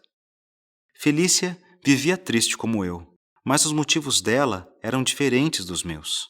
Ela gostava de brincar, mas não sentia tanta falta. Minha irmã não se importava de ficar junto da nossa mãe e de costurar com ela. Uma vez encontrei Felícia enxugando os olhos da nossa mãe. Fiquei sem graça e pensei em imitá-la. Tirei um lenço do bolso e meu gesto não pareceu muito sincero. Não me critique. Fui sincero por vários dias. Fiquei calado e dentro de casa. Eu queria ficar no armarinho junto com o funcionário que fazia as vendas. Queria conversar com ele, vê-lo vender as linhas e agulhas e medir as fitas. Pensava que poderia ir até a porta, sair para a calçada e andar até a esquina. Minha mãe não permitiu e mandou que eu fosse para dentro estudar. Fiquei com tanta raiva que até chorei. Fui estudar e o livro me lembrou da escola. O pensamento na escola fez minha raiva passar. Estava com muitas saudades. Lembrava-me das caras dos meninos e das brincadeiras. Pensei nas bolinhas de papel que jogávamos uns nos outros. Antes eu não gostava da escola, mas agora tinha medo de perdê-la. Em casa não tinha nenhuma festa. Ninguém conversava e também não tinha movimento. Para me distrair, desenhei a lápis nas margens do livro muitos gatos e porcos. Pude sair para a rua para ir à missa do 7º dia. No sábado, não fui à escola, fui à casa de meu padrinho. Lá pude conversar um pouco mais. No domingo, fiquei na porta da loja, mas ainda não era alegria completa. Alegria total foi na segunda-feira, na escola. Entrei vestido de preto. Os colegas me olharam com curiosidade. Ali, me esqueci das férias tristes e encontrei uma grande alegria em não ter férias. Evolução. Eu me chamo Inácio. Meu amigo se chama Benedito. Não vou contar o resto dos nossos nomes. Quero ser discreto. Pode não ser muito, mas é alguma coisa. Julieta perguntava ao namorado Romeu: que valem nomes? A rosa, como quer que se lhe chame, terá sempre o mesmo cheiro. Julieta, personagem do romance Romeu e Julieta de Shakespeare. Julieta perguntava ao namorado Romeu: que valem nomes? A rosa, como quer que se lhe chame, terá sempre o mesmo cheiro. Vamos falar de Benedito. Quando eu conheci Benedito, ele tinha 45 anos. Seus cabelos eram pretos porque ele usava uma química muito boa. Tudo nele era natural. As pernas, os braços, a cabeça, os olhos, a roupa, os sapatos, a corrente do relógio e a bengala. Até o alfinete de diamante que usava na gravata era natural e legítimo. Era um dos mais lindos diamantes que eu tinha visto. Tinha custado muito caro. Eu estava com o Benedito quando ele comprou em uma joalheria na Rua do Ouvidor. Benedito tinha bom caráter e era pacato. Ele não tinha segredo com os amigos. Era um homem que não tinha suas próprias ideias. Eu e ele nos conhecemos durante uma viagem para Vassouras. Tínhamos saído do trem e entrado no transporte que nos ia levar da estação até a cidade. No começo falamos pouco. Depois, conversamos abertamente. Falamos sobre as estradas de ferro e o progresso que elas traziam. Benedito lembrava-se do tempo em que toda a jornada era feita sobre as costas de um burro. Contamos então algumas piadas. E concordamos que as estradas de ferro eram importantes para o progresso do país. Em uma viagem, é bom conversar com alguém. Ele disse: nossos filhos não verão um país repleto de estradas de ferro. E eu respondi que concordava com ele. Benedito não tinha filhos. Eu também não tinha. Falei: acredito que vai demorar mais de 50 anos para termos estradas de ferro em todo o país. O Brasil parece uma criança que está engatinhando. Só começará a andar quando tiver muitas estradas de ferro. Benedito gostou muito da minha ideia. Os olhos dele brilharam. Quando chegamos a Vassouras, eu fui para a casa de um amigo que era juiz. Benedito ficou um dia na cidade e depois foi para o interior. Depois de 8 dias, voltei sozinho para o Rio de Janeiro. Uma semana depois, Benedito voltou também. Nos encontramos no teatro e conversamos muito. Benedito me convidou para ir almoçar com ele no dia seguinte. O almoço foi ótimo. A conversa foi boa. Benedito falou de muitas coisas. Falou dos costumes do interior. Comentou sobre as dificuldades da vida e dos bons sentimentos das pessoas. Criticou o governo por não parecer interessado no progresso do país. Benedito me mostrou os cômodos de sua casa. Eram todos muito bem decorados. Ele tinha coleções de quadros, de moedas, de livros antigos, de selos e de armas. Entre os quadros, vi um lindo retrato de mulher. Perguntei-lhe quem era. Benedito sorriu. Eu sorri e não insisti. Ele também sorriu e me disse que o retrato era de uma moça de quem gostou muito. Benedito achava a moça muito bonita. Ela tinha lábios vermelhos, bochechas rosadas e dentes brancos como pérolas. O escritório da casa de Benedito era grande e elegante. Tinha 2 estantes cheias de livros bem encadernados, um mapa-mundi e 2 mapas do Brasil. A escrivaninha era de madeira escura, o tinteiro era de cristal.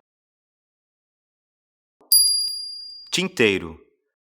Recipiente onde se colocava a tinta para escrever usando uma pena.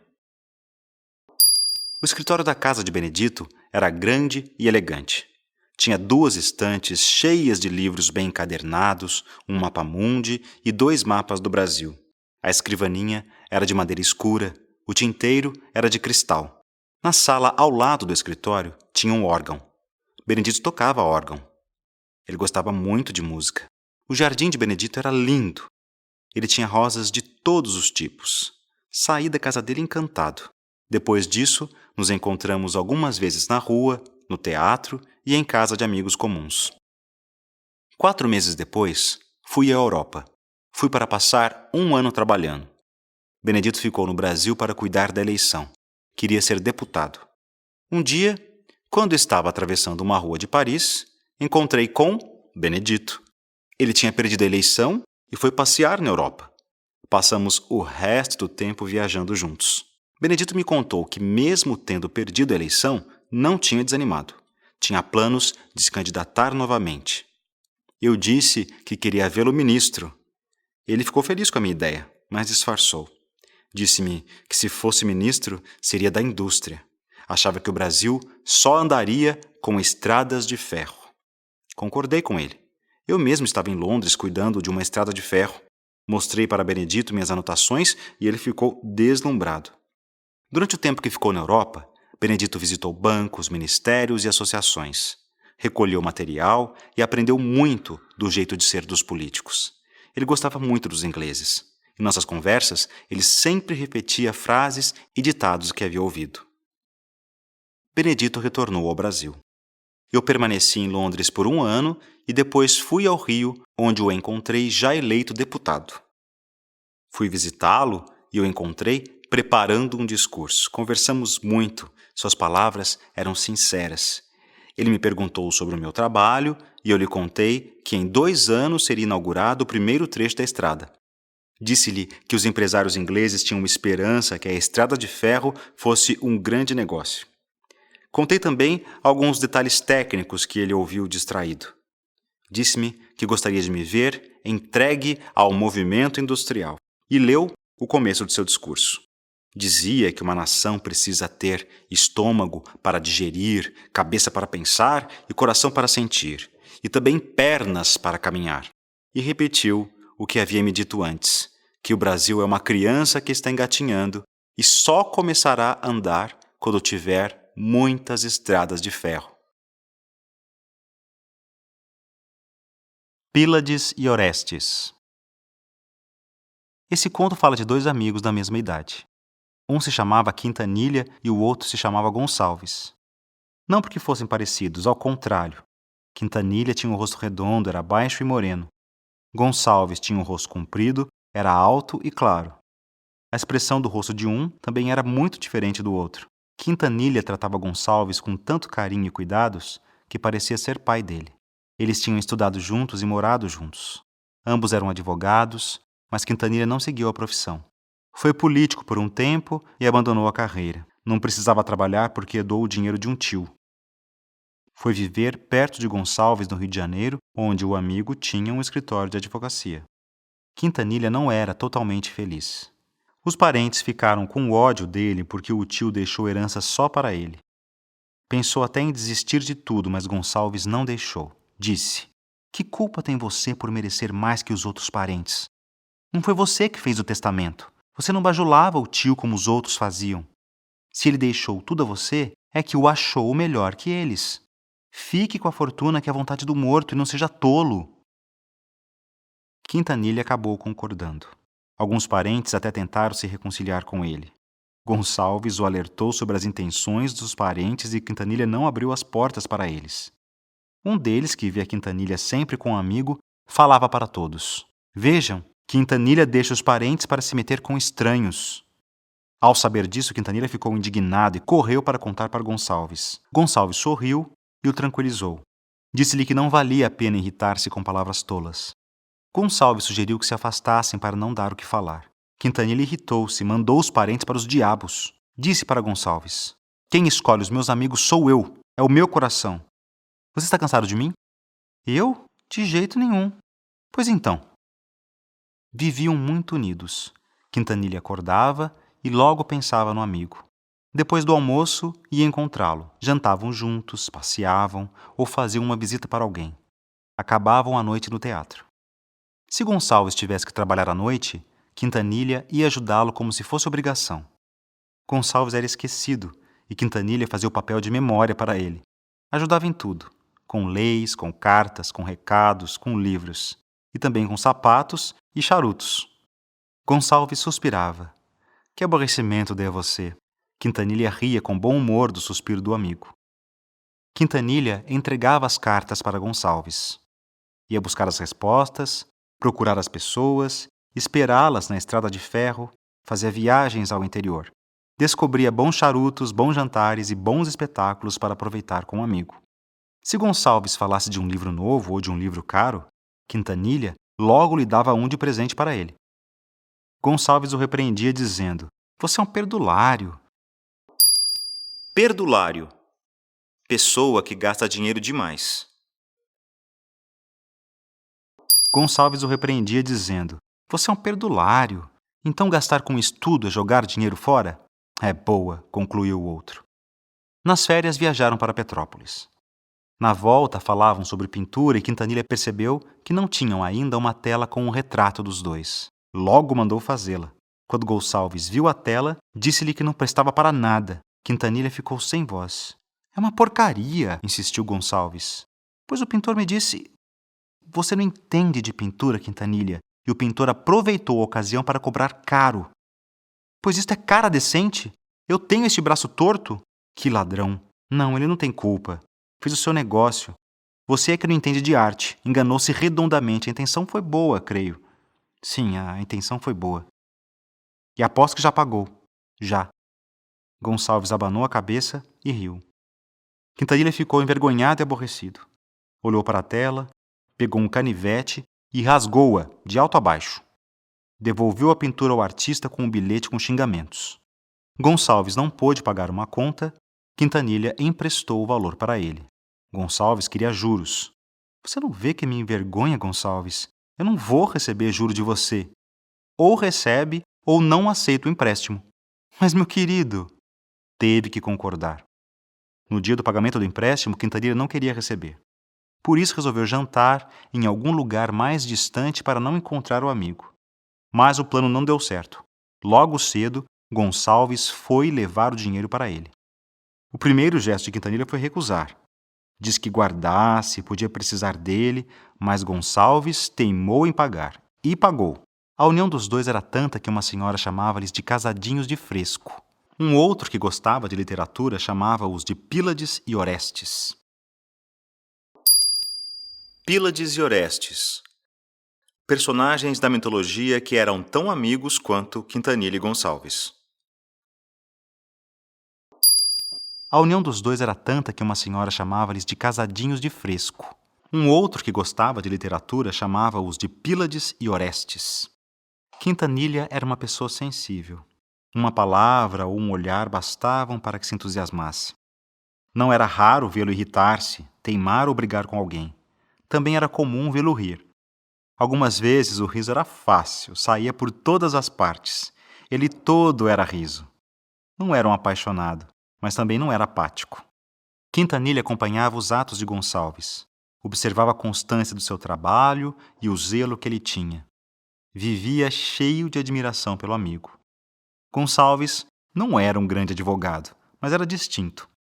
Um dia, Quintanilha perguntou para Gonçalves: "Por que você não se casa?" "Um advogado precisa casar." Como ele tinha uma única tia que morreu quando eles tinham mais ou menos 30 anos, Gonçalves respondeu rindo: "Agora só me resta você, Quintanilha." Os olhos de Quintanilha se encheram de lágrimas e ele não conseguiu responder. Depois pensou que deveria ter dito que iria até a morte. Após isso, redobrou os carinhos para com Gonçalves. Um dia, acordou com a ideia de fazer testamento. Sem dizer nada para o amigo, Quintanilha nomeou Gonçalves seu testamenteiro e herdeiro universal. Entregou o testamento para Gonçalves, dizendo: "Guarde este papel para mim. Sinto-me forte, mas a morte é fácil. Não quero confiar a qualquer pessoa as minhas últimas vontades." E foi nesse tempo que aconteceu também o que vou contar agora. Quintanilha tinha uma prima de segundo grau. Chamava-se Camila. Tinha 22 anos e era educada e bonita. Não era rica. O pai, João Bastos, era contador de uma casa de café. Haviam brigado, mas Quintanilha foi ao enterro da mulher de João Bastos e este ato de piedade novamente os ligou. João Bastos convidou Quintanilha para jantar. Quintanilha foi, várias vezes. João Bastos elogiou as qualidades da filha, dizendo que se parecia com a mãe. Contou ainda que a moça tocava piano. Em um dos jantares, quando Camila entrou na sala de jantar, Quintanilha sentiu vontade de conhecê-la melhor. Pediu que ela tocasse piano. Ela respondeu cheia de melancolia: Ainda não. Mamãe faleceu há apenas um mês. Deixe passar mais tempo. Além disso, eu toco mal. Mal? Muito mal. Quintanilha disse a ela que só acreditaria se ela tocasse, e que se tocasse uma música triste, não haveria problema. Camila não se convenceu. Tinha receio do que os vizinhos poderiam dizer. Talvez inventassem que estava tocando uma polca.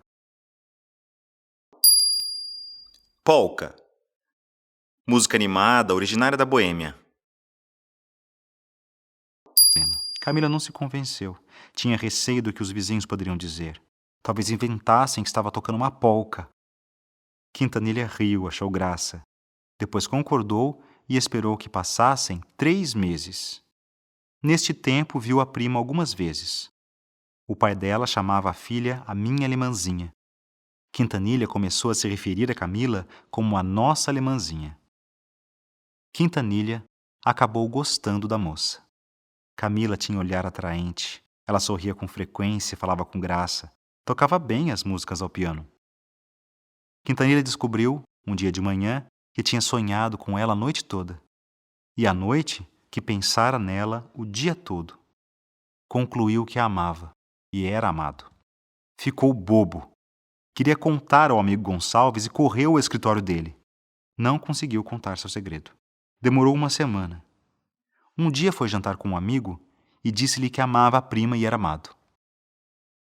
Você aprova, Gonçalves? Gonçalves empalideceu. Aprova? Repetiu Quintanilha. Gonçalves não abriu a boca. Ficou com um olhar distante. Quintanilha teimou em saber o que o amigo pensava, se aquele amor era asneira. Gonçalves sacudiu os ombros e murmurou: Não me pergunte nada. Faça o que quiser. Que é isso, Gonçalves? Perguntou Quintanilha, pegando-lhe nas mãos assustado. Gonçalves soltou um grande suspiro.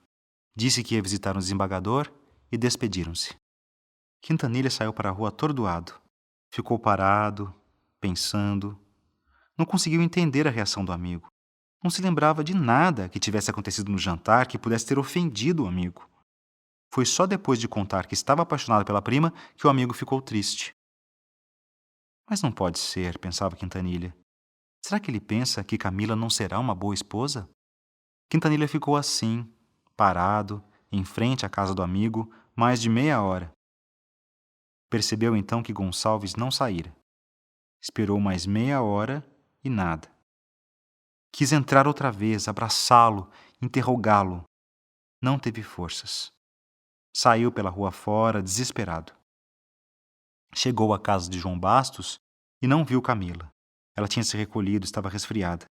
Ele queria se declarar para a prima e não pôde. Quintanilha saiu da casa de João Bastos pior do que entrara. Foi para sua casa. Não dormiu antes das 2 horas da manhã. Sonhou que ia atravessar uma ponte velha e longa que ficava entre 2 montanhas.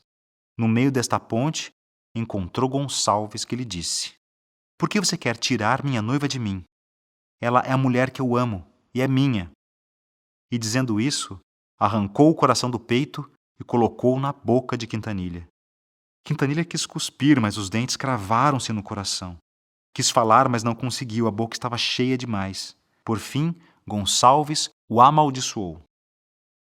Quintanilha acordou sufocado pelo pesadelo. Esfregou os olhos e sentou-se. Onde estava? O que era aquilo? E a ponte? E o Gonçalves? Deitou-se novamente, mas só conseguiu dormir às 4 horas. No dia seguinte, lembrou-se de tudo o que aconteceu na véspera, da realidade e do sonho. Chegou à conclusão de que o amigo Gonçalves amava Camila e que era amado por ela. Sim, podia ser.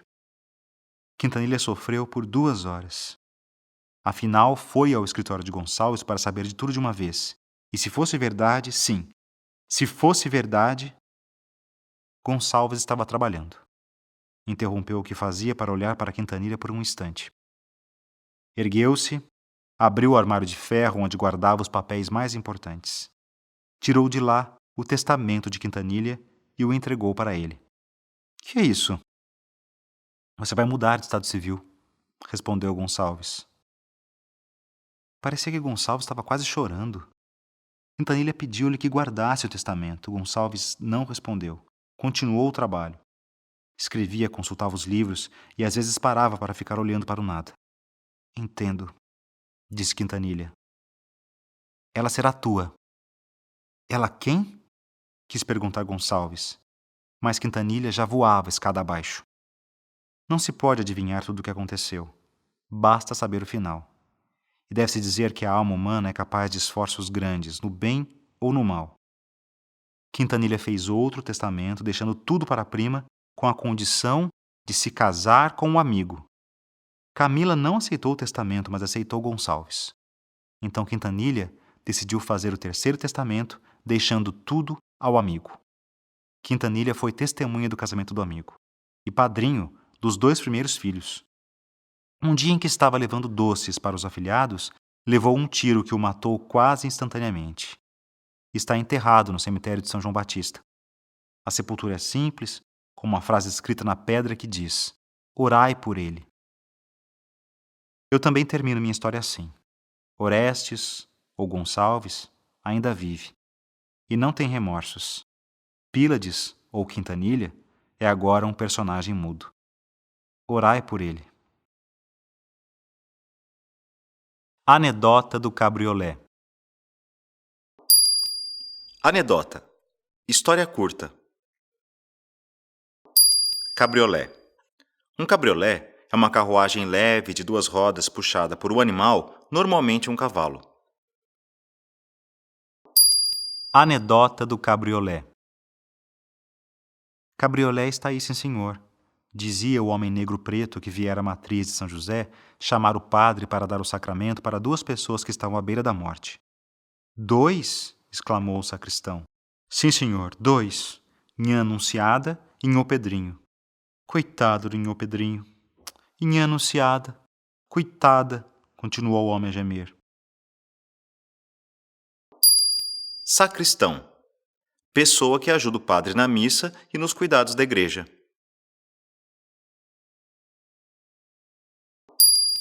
Nhá. Forma reduzida da palavra sinhá. 2? Exclamou o sacristão.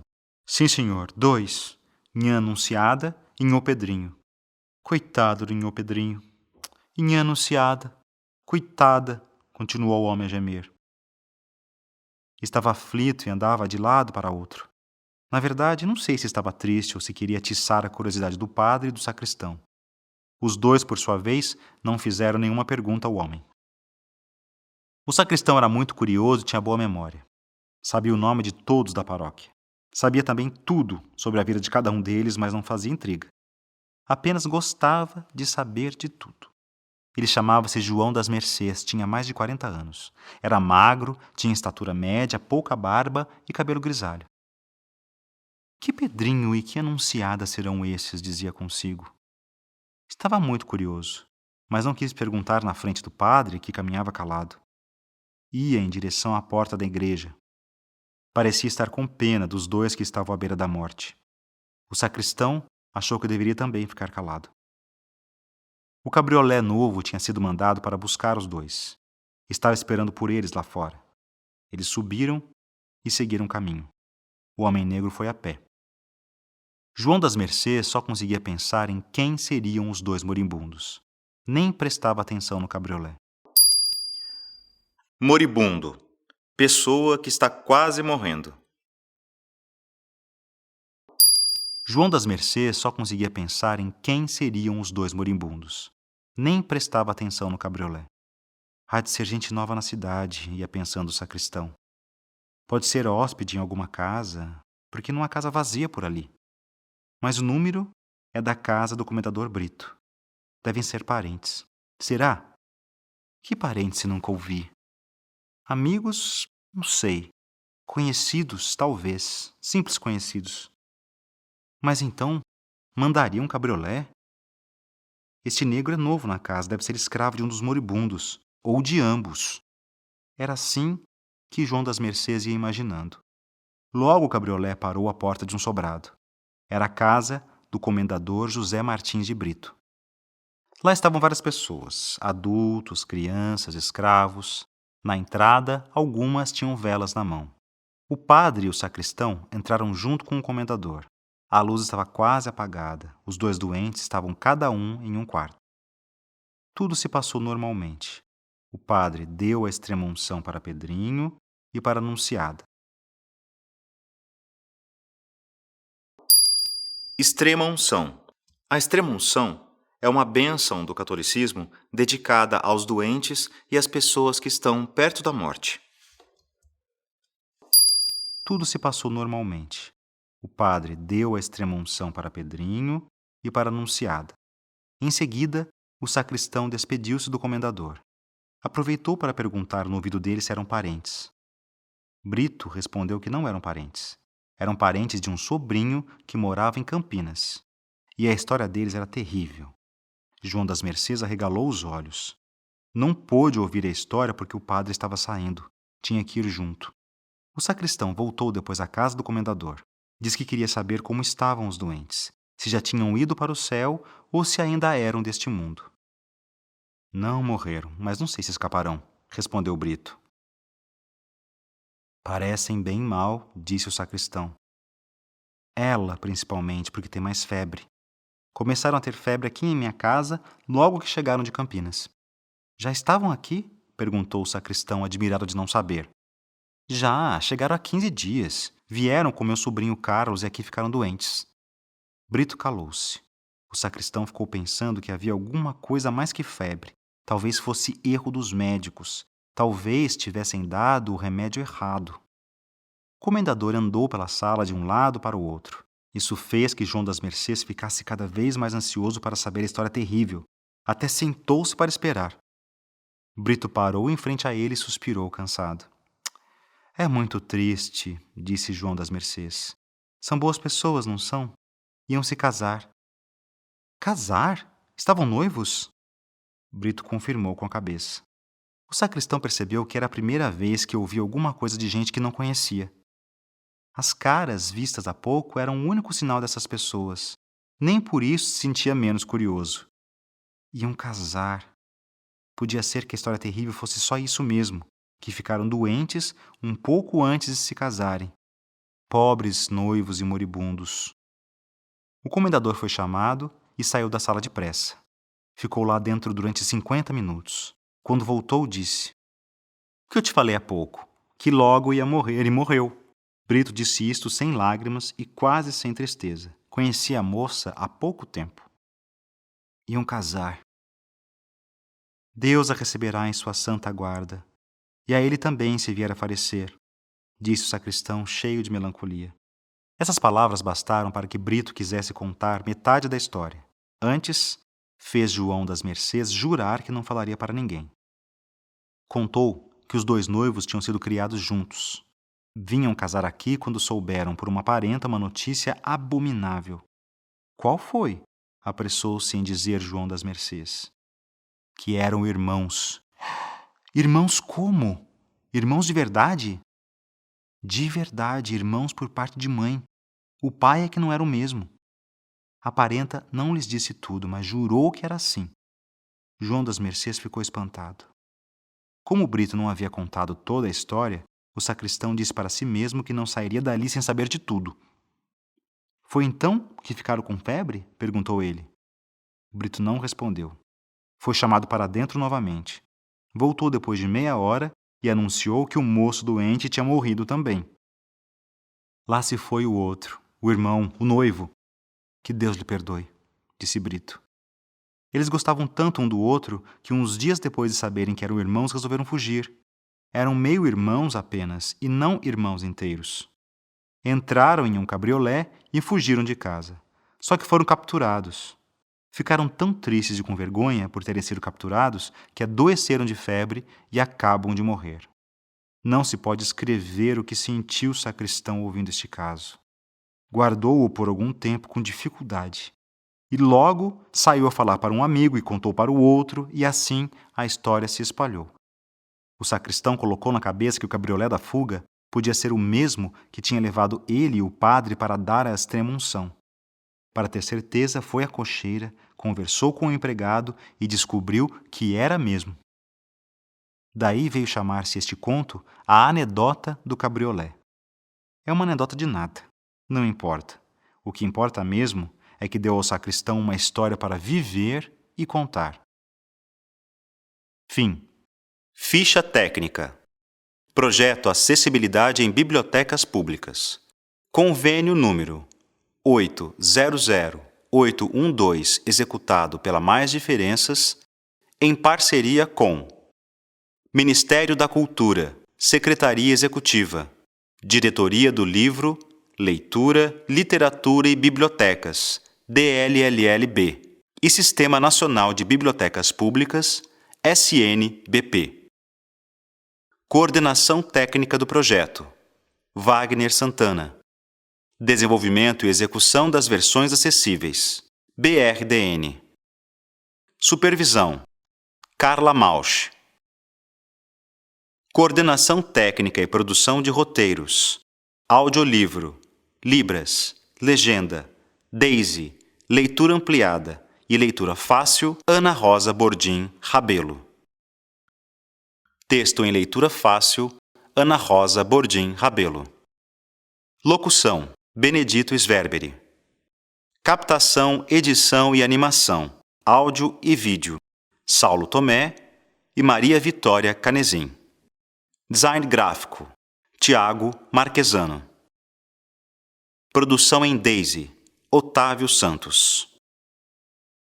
Versão acessível executada nos termos da Lei 9.610, de 98, artigo 46, inciso 1º, letra D. Interpretação em Libras: Félix Oliveira.